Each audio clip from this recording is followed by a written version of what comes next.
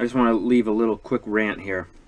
So about a couple weeks ago, I purchased a kingpin reamer from a guy on the Samba. $100, and he paid the shipping. Okay, fine. Great. It was only used once. He used it for his kingpins, and he was selling it to me. And I was planning on doing the same. Well, package arrives, and there was a hole in the package. There's no tool in it. Well, they look around. It took them a week, and I finally called. Full investigation. They can't find it. I write the seller. I've wrote him 2 emails now, and he hasn't responded. There's a phone number on the package. Called that. His secretary put it to his voicemail, so he's avoiding me. You know, I've never had a problem with anyone in the Volkswagen community dealing with buying parts, information. Everyone has been so great, always. And this one just really is bothering me. Hopefully he gets back to me. I'm hoping he will, but it just, I don't feel it. I don't feel that he's going to. And so I said to myself, well, as soon as they couldn't find it, I said, all right, I guess I'll buy another one. And now this is the way it was packaged, and this is great. This was packaged in here. It was shrink wrapped, bubble tape, and in a box. The other one, when I received the package, it was a paper envelope for a letter, second day air letter package. Who does that? I mean, you got to be the dumbest person to put a. You got to be so stupid to put this in a paper envelope and send it. So that's my rant. And unfortunately, I sent the funds friends and family, so I'm not even gonna bother with PayPal trying to get my money back with them. It's just it's frustrating. So I'm into a kingpin reamer for $237 now, just to ream these kingpins. Anyway. Alright, so let's ream this kingpin.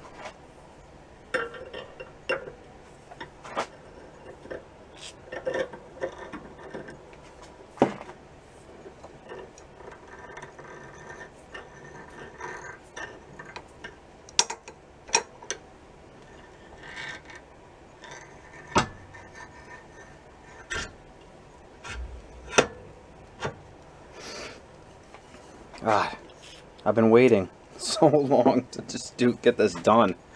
I want to put the front end back together.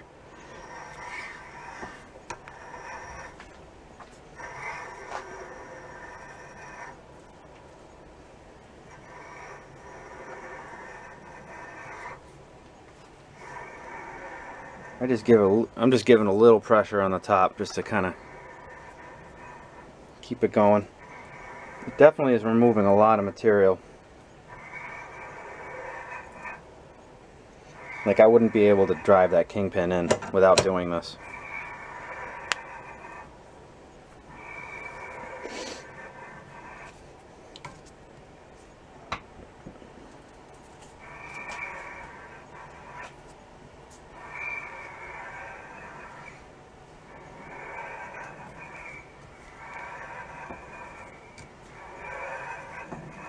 I guess you can probably see it on the camera. Alright, so I'm all the way through the first bushing. Oops. A little more juice.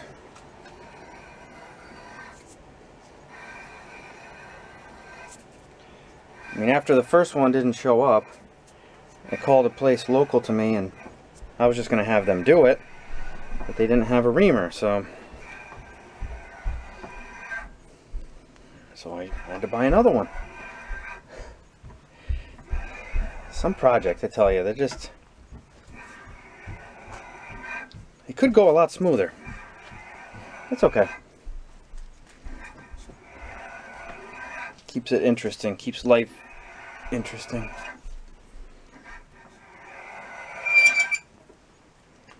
Alright, I think we're pretty much ready. Pretty much all done there. Yep, that's it.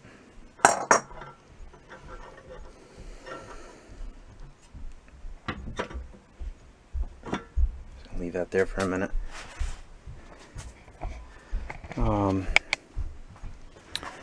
I lost one bag of pellets with the rain, but I was able to salvage half the bag. The other thing I did was, because I was waiting so long, well, you saw the front brakes already, so those are ready to go back on. And what's this? Oh no, that's the rear brake. Yeah, so I did the rear brakes too. Yeah,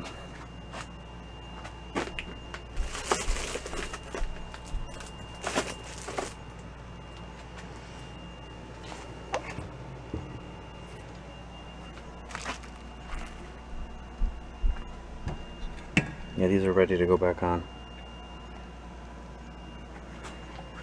New springs, all new hardware, new master cylinders.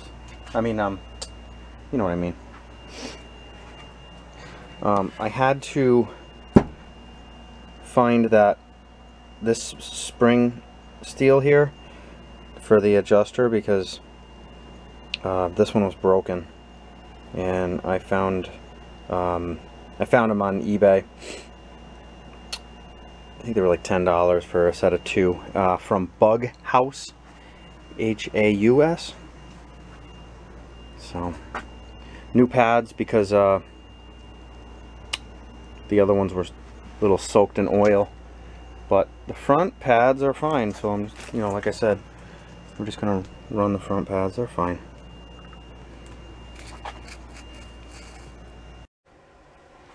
All right, trying to finish up this project today. Everything's greased up. Bushings are reamed. These are all cleaned up. Trying to move on with this project.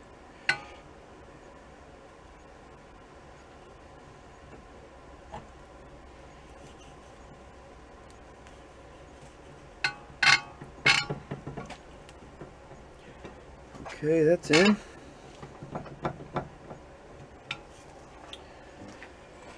New kingpin. Did I clean this one? I better wipe it down first.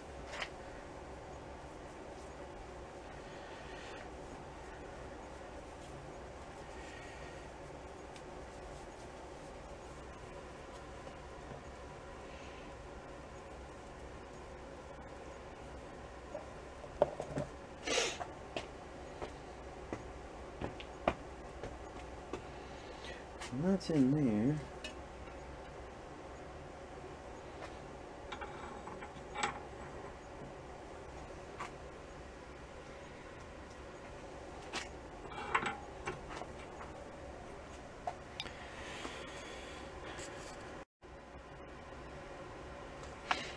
Alright, so I gotta take a look at the first one I did, but I gotta make sure these holes face the grease ports on the other side.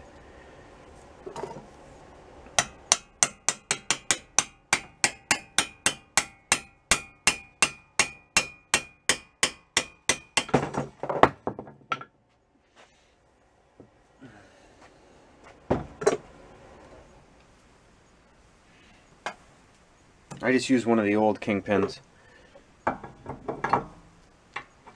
feed it in.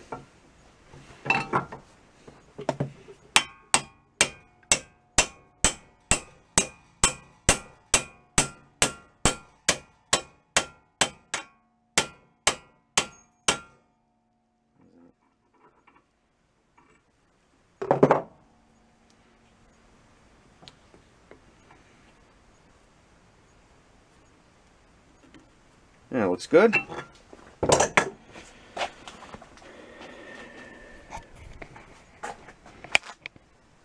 drive it down until the kingpin's like even with the bushing in there.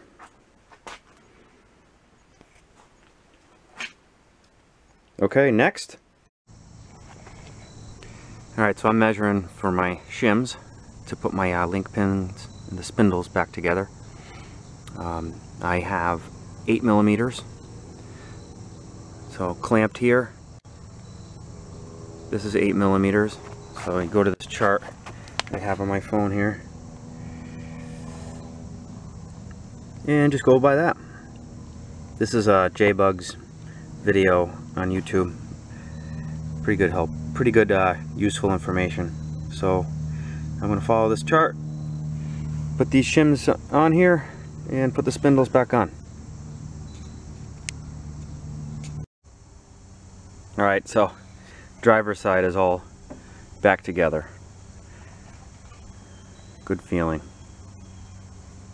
Nice and tight, clean, brand new. I spared you the installation. It's not that bad. So let me move on to the next side. Alright, so here's my update for today. They're finally on.